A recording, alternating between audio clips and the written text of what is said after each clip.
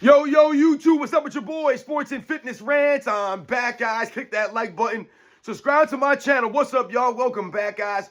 Welcome back, man. Got another great video for you guys today, as usual, man. You guys know the deal on this channel. So about setting the record straight, stopping the lies, stopping the narratives, stopping them from rewriting history, guys. And in this video, man, mo nonsense. That's what this is, ladies and gentlemen. A bunch of nonsense. We're going to set the record straight. Shout out to Harvey Lackey, who sent me an email, and he sent me a link to another clown website, another weird website that's talking about and labeling Michael Jordan as the #1 stat patter in NBA's history. Michael Jordan is a quote-unquote stat patter now, so much so, according to this article, that Michael Jordan was ranked #1 as far as stat padding goes and controversies regarding stat padding in NBA's history, guys. Can you believe the nonsense? So we just talked the other day about these clowns over on the House of Highlights are promoting a clip of this guy saying that Michael Jordan's 6-0 is the most overrated stat in all of sports. Now we got these clowns out here on another website talking about Michael Jordan as the #1 stat patter in NBA's history. What are we doing here, man? We're not doing a service to the NBA's history, to the greatness of the players that came in past eras. This doesn't make any sense. We're going to talk about in this video. Michael Jordan stat pattern. They had a list, guys, of 1 through 5, and we're going to go over this, guys. And I want to thank you guys, everyone across the world, everyone across the states has been supporting my channel. Once again, you guys know I am truly, truly humbled by all support, guys. It really means a lot, man. Shout out to everybody in the membership, man. Real recognize real. And you guys know what to do. Turn the volume all the way up. Hit that play button. Remember, these videos are for educational purposes. And let's roll. So, yes, guys, like I said, man, talking about this article that was sent to me. Once again, shout out to my man Harvey Lackey for coming through. Your guys' continued support means a lot, man. You guys emailing me, the messages, all this stuff, guys. It really means a lot. Thank you very much. You guys are supporting my channel. You're supporting my efforts here. So like I said, I was sent this clip, or excuse me, a link to an article, another weird website on MSN, and I was trying to find the actual website, the actual, site, and I believe it's called AI Bat, all right? Now, I don't know if this is right, it's AIBAT. This is what the website looked like when I clicked on it, and it brought me to, a bunch of their articles on MSN, all right? This was on MSN. And the title of the article is this, guys. Listen to the title of this article. Stat padding controversies that stained NBA history, even Michael Jordan benefited. This is the title of the article, ladies and gentlemen. And I want you to think about what they said here.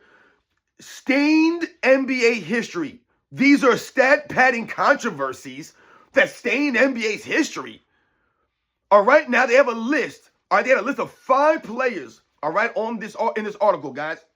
And like I said, the article, right, if you look at the article, if you go to the article, the picture that they have associated with this article is, of course, some like cartoon character of Michael Jordan, right? Because everyone uses Michael Jordan's image to promote their stuff, to promote their article. They got to put Michael Jordan there, and they had to put Michael Jordan in the title, right, to get people to click on this stuff.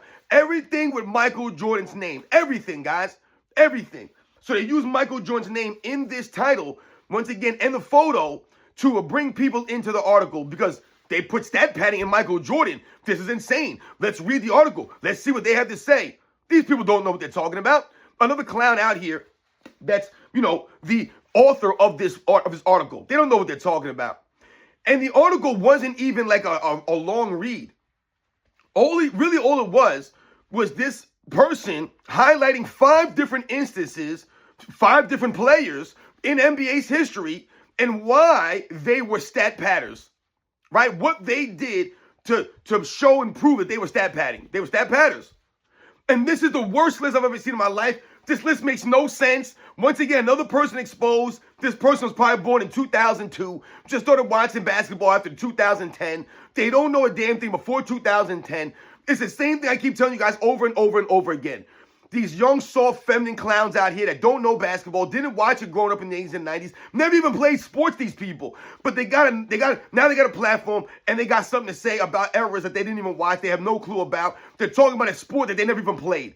They have no concept of basketball, but here they are writing articles now of basketball, and it's getting put on MSN. I mean, it's insane, man. I don't understand what we're doing here. No one's checking into this stuff and looking into it. You just let someone write an article and make up stories and put Michael Jordan #1, guys. So they had a list of 5 different players, and you guys realized Michael Jordan was #1. He was #1 as far as stat patterns. And once again, you hear what they said, staying NBA history, guys. Now, I want you guys to think about this list and how bad this list is, and how this list doesn't make any sense. All right, now, it says this. Jaren Jackson Jr. at #5. I'm going to 5-1.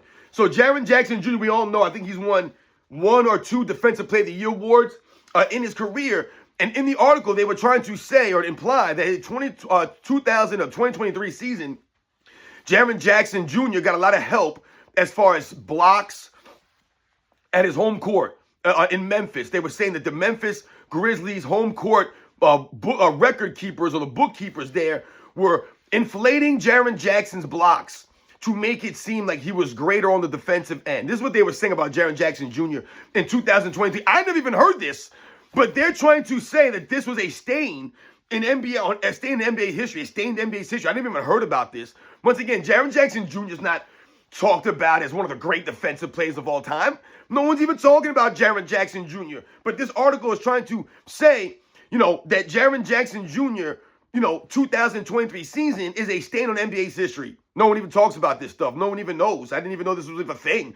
But he's #5 on the list, Jaren Jackson Jr. All right, no doubt about it, man. #4 on the list, Ricky Davis. Ricky Davis, #4 on the list. Ricky, guys might even remember Ricky Davis from the early 2000s. Ricky Davis, though, this guy, and once again, they put Ricky Davis for 2003, and they put him down for an incident where he shot on his own basket so that he could get the rebound to get a triple-double. That's called stat padding, ladies and gentlemen. What Ricky Davis did, I'm sure a lot of you guys probably remember this play. Ricky Davis shot the ball on his own rim so that he could get the rebound to get the triple-double. That is stat padding in a nutshell right there. Clear case of someone stat padding for a triple-double. Ricky Davis. So look at the names, Jaren Jackson Jr., but you're talking about the record keeping of the people on the sidelines, and now you're talking about Ricky Davis, #4, and you brought up an example of him literally shooting on his own rim, missing on purpose to get a rebound for a triple-double. How was it the same as what Jaren Jackson was going through, or the people keeping the books for Jaren Jackson? These are completely different scenarios. And I'm not sticking up for Jaren Jackson Jr., but this doesn't make any sense. Ricky Davis example, clear example of stat padding. That's #4. That's #4. #3, of course, there is no stat padding list. There is no stat padding article. There is no stat padding conversation that's complete without having Wilt Chamberlain's name in it. So, of course, they had to put Wilt Chamberlain here. But what they did for Wilt Chamberlain was straight disrespect. And shout out to my man 2Raw, because I know Wilt Chamberlain's his guy. Don't know if he'll see this video. But if he sees this video, go check out this article, my man 2Raw on MSN from AI Bat, talking about the controversy, stat padding controversy that stained NBA's history. They had Wilt Chamberlain #3, but not for a particular play like Ricky Davis or a particular season like Jaren Jackson Jr. with 2023. They said Wilt Chamberlain, and in parentheses, they put entire career. So his entire career, Wilt Chamberlain was stat padding, even though he played in an era where they didn't even keep full stats. So he's stat padding in an era that didn't keep full stats. They didn't track offensive rebounds or blocks or steals.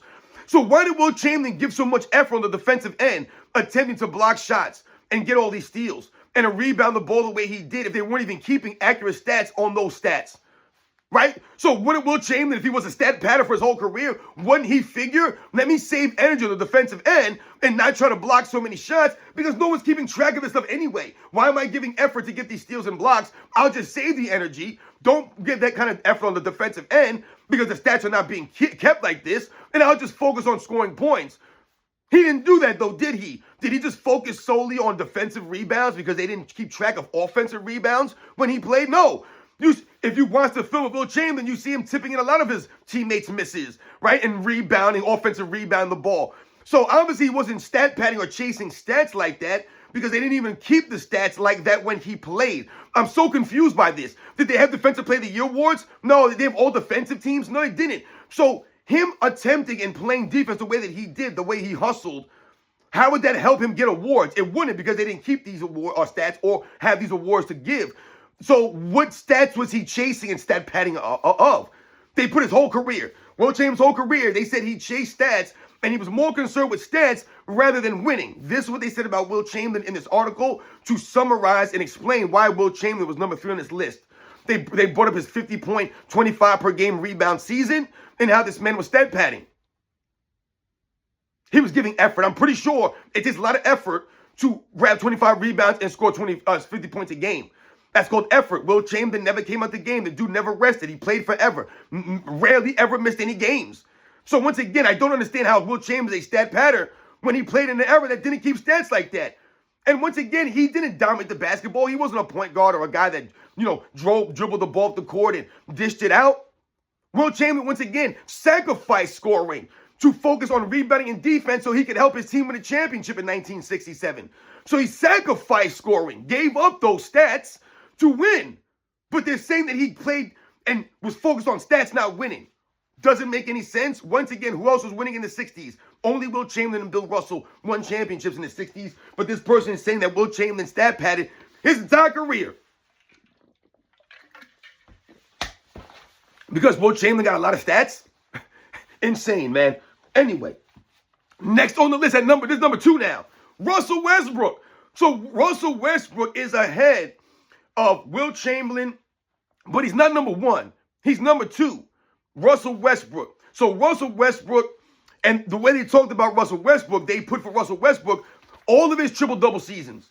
So every season that Russell Westbrook averaged a triple-double, he stat padded.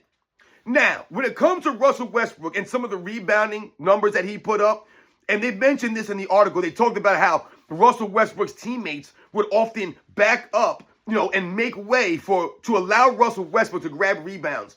So you've probably seen videos of someone like Steven Adams, let's say, boxing out, right, his man and allowing someone like Russell Westbrook to grab a rebound. Don't know if this is an orchestrated thing or a joint effort where they're like, yeah, man, before the game, him and Steven Adams are talking like, hey, man, you keep doing those box out, let me get the rebounds. But this could also, be a positive, because boxing out is part of the job for the big men, but also part of the job for the guards is to help the big men rebound.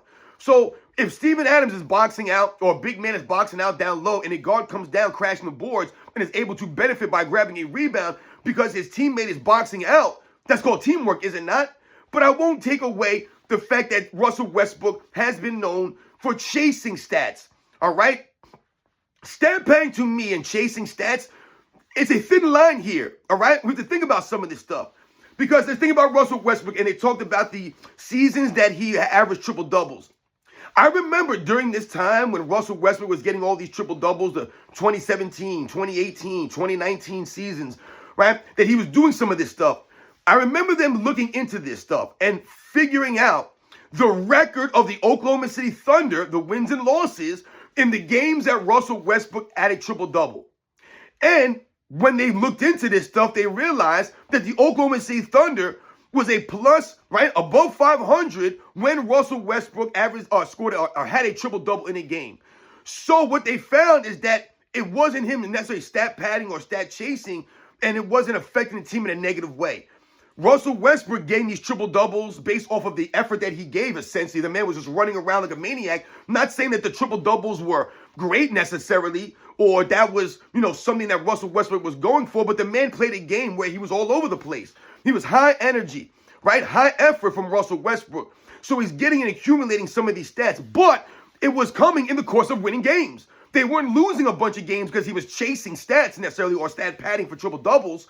The Oklahoma City Thunder had a winning record with Russell Westbrook getting these triple-doubles. So we have to understand that right there off the jump, all right? But he was at number 2, all right? So now when we talk about stat padding or stat chasing, there's a slight difference here. To me, when we think about stat padding, we have to think about LeBron James, right? And some of the things that we've seen some of these players do in this era. So what's a perfect example of stat padding that we've seen LeBron James and many other players do over the last 5 years or so? Their team is down by 20. Their team is up by 20. It's the end of the game. And LeBron James is still in that game. That's called stat padding, my friends. You're padding your stats, right? LeBron James staying in games to keep that 10-point streak alive. That's stat padding. You're padding the stats for record books, for the books, what it looks like in the record books. You're doing this on purpose. There's no reason for LeBron James at 37, 38, 39, 40 years old to be in a lot of these games at the end of the game with his team up or his team down. But there goes LeBron James in the game with 2-3 minutes to go. With the second, third units in, LeBron James is still out there. That's called stat padding, right? You're trying to pad your stats. This LeBron James. Remember, LeBron James is conscious about his field goal percentage. We've seen LeBron James checking the stats on the sidelines. I haven't seen Michael Jordan doing this stuff. I actually remember Russell Westbrook looking at LeBron James in disgust because LeBron James is standing there reading a stat sheet on the sidelines. But they have Russell Westbrook at number 2. And I haven't even seen LeBron James on this list. Has anyone heard his name mentioned by me yet? There's only one spot left, and I told you who's at number 1. So at number 1, they had Michael Jordan, guys. Michael Jordan, the greatest stat pad in NBA's history. The biggest stat padding controversy in NBA's history, according to this article, is Michael Jordan's 1988 Defensive Player of the Year award. My goodness, guys, here we go again. And once again, why is this? Because we had that clown out there, what was his name? Tom Haverstraw or something like that, some weird dude. Never played sports. That dude Haverstraw never played sports. Never played basketball a day in his life, man. Never once played sports, was a competitor like that. Doesn't understand the game. Doesn't respect the game of basketball or respect competition in sports. Because he's the one that went out there and tried to cherry pick some games from Michael Jordan's 1988 season. Cherry picked a handful of games, guys. He didn't go through the entire season, all the games on the road or all the games at home. He didn't even go through any other players' careers. Because once again, like I've always told you guys, Michael Jordan's held to the highest standard in NBA's history. And that's what this highlighted. You went and looked up Michael Jordan's years. Why not look at Sidney Moncrief? Why not look at Mark Eaton's years or Michael Cooper's years? All the other guys that win Defensive Player of the Year awards those seasons. How about Alvin Robertson's season? How about Gary Payton's years? You didn't look at any other Defensive Player of the Year awards, just Michael Jordan's, which is really weird to me. Once again, trying to highlight and try to expose Michael Jordan with nonsense. You go into the books. So they talked about Michael Jordan and the home record keepers. Same thing, similar for Jaren Jackson Jr. They said the record keepers were inflating Michael Jordan's steals and blocks. Now, we've talked about this. I've done video on this. Many people have shut this down, right? And when we talk about Michael Jordan, the one thing that can't be denied, when you watch the video footage, you watch these actual games, the full games, guys, the one thing that can't be denied is Michael Jordan's impact jumps off the screen at you. On the defensive end, I'm talking about, guys. This man was everywhere. Everywhere. I told you, the one knock you could have on Michael Jordan early in his career on the defensive end would be that he gambled a lot. He was out there gambling, taking chances. He was really aggressive. So he would get into foul trouble oftentimes those first 2-3 years in the league because he's out there creating steals, trying to get block shots from behind, right? Hitting guys in the head, hitting guys across the arms. This was Michael Jordan. So like I said, the one knock you can say is that oftentimes he gambled too much, right? He just tried to do too much out to the defensive end. So sometimes he would put himself or put his teammates in bad scenarios because now your team is in a help scenario because you went for a steal and didn't get it, right? Or you went for a block and you didn't get it. So now your team is having to rotate and recover in a help scenario. This was Michael Jordan those first 2, 3, 4 years on the defensive end. An extra defensive player, though. You can see the impact on the court. The man was a terror. You would often listen to NBA players that played against Michael Jordan, and they would often say, yeah, man, you had to look over your shoulder. You didn't know where he was going to be. He was everywhere. This is what Michael Jordan did on defense. On-ball defense, help defense, all of this stuff. So you're talking about the 1988 season. The numbers are not the reason why Michael Jordan won a Defensive Player of the Year award in 1988. Because we can argue his numbers were better in 87, didn't win a Defensive Player of the Year award that year, did not even make the all-defensive team. So we can argue that Michael Jordan was being shortchanged on the defensive end, even though he was putting up stats. It didn't matter the stats. This article and this person is a fool because they actually expose and contradict themselves in the own article. This is what they say, guys, under Michael Jordan. While never officially proven to have impacted the award, they're talking about the stats, the steals, and the blocks that they inflated from Michael Jordan. So here they say, while never officially proven to have impacted the award, it remains a controversial footnote in the career of one of basketball's greatest defenders. You hear what they said there? It remains a controversial footnote. It remains a controversial footnote of Michael Jordan's career. The 1988 season? No, it doesn't. That's one of his greatest seasons. That's one of his greatest accomplishments. Everything that he did, MVP, Defensive Player of the Year, I mean, all of it, leading the league in scoring. No one can duplicate this kinds of stuff. Michael Jordan's two-way play is unmatched, in my opinion, in NBA's history. Unmatched. It has nothing to do with the stats. Nothing to do with the stats. His overall offensive game can't be denied. Can't be denied. What he did in the regular season, what he did in the postseason, what he did in the NBA Finals, all-around offensive game, Michael Jordan cannot be denied. The 10 scoring titles can't be denied. And his on-ball defense, his help defense, his team defense, right? What he did, his high IQ, his instincts on the defensive end has nothing to do with stats. Nothing to do with stats. Michael Jordan was a great defensive player, an all-time great defensive player, not because of stats. Because of the effort he gave on the court, the consistency of that effort, and the impact he had on that end. His instincts, his high IQ. And once again, Michael Jordan had defensive moves. He had moves on the defensive end. He did, guys. I've done videos on those moves before. So they actually say that while never officially proven to have impacted the award, so they're telling you that these stats never have been officially proven to impact the award, but then they're going to tell you that this is one of the biggest controversies or remains a controversial footnote in Michael Jordan's career. What? And then remember, the article of this, or the title of this article says, Stat Padding Controversies That Stained NBA History. When did Michael Jordan's 1988 season stain NBA's history? When did Wilt Chamberlain's career stain NBA's history? And you compare that to the likes of Russell Westbrook and the Ricky Davis? As far as I'm concerned, out of all the scenarios, they mentioned 5 different players, 5 different scenarios. As far as I'm concerned, the only instance that I saw of stat padding in this article was Ricky Davis, guys. That's the only example that they gave, official example of stat padding they gave, was Ricky Davis. That's a clear indication, a clear evidence of stat padding. You shot the ball on your own rim to get the miss, to get the rebound for your triple-double. You guys remember Bob Sura? I did a video on this a couple years ago. I did a short on this. Remember, Giannis Antetokounmpo a couple years ago did the same thing, right? They're chasing stats. Remember, all these guys do it now. They stay in the games late. They chuck up shots for no reason to get an extra point, right? Or something like that. They'll stay in the game and chase a rebound or chase an assist because they want to stat pad and chase a triple-double or something like that. But I remember Bob Sura, right? Because I was talking about when Giannis did that, right? Chase that triple-double. But I remember Bob Sura did the same thing. I think it was like 2004 or something like that. He did the same thing where he missed the layup on purpose to get the rebound so that he can get a triple-double. That's chasing stats. That's stat padding. Stat padding. All right, guys? So once again, you understand the difference here. They gave Michael Jordan the #1 spot of stat padding in NBA's history, guys. #1, when this man clearly never stat padded. Remember, Michael Jordan played in a system that literally is the complete opposite of stat padding. He played in a system which actually took away from his overall stats. Did it not? So how could he be a stat padder? Because of the records that the other people were keeping on the side. What did I do with Michael Jordan? But that's him stat padding? And like I said, they didn't mention LeBron James once in this article. LeBron James should have been #1 in this article because we've all seen him go out there and stat pad late in games and do all this nonsense. Look at the stat sheet. Sacrifice winning for stats. Michael Jordan sacrificed stats for winning. It's the complete opposite here. But they put Michael Jordan #1. Michael Jordan #1. LeBron James refused to sacrifice stats for winning. Refused to sacrifice to play in the system for his teammates to shine. Never done this. Michael Jordan, the ultimate team player. Sacrificing for his teammates, but they're labeling him a stat pattern. Once again, another weak website ran and promoted by another weak dude, never played sports, don't know NBA before 2010. I'm telling you, these soft clowns are a joke, man. You guys know the deal, man. I'll catch you guys on the next one.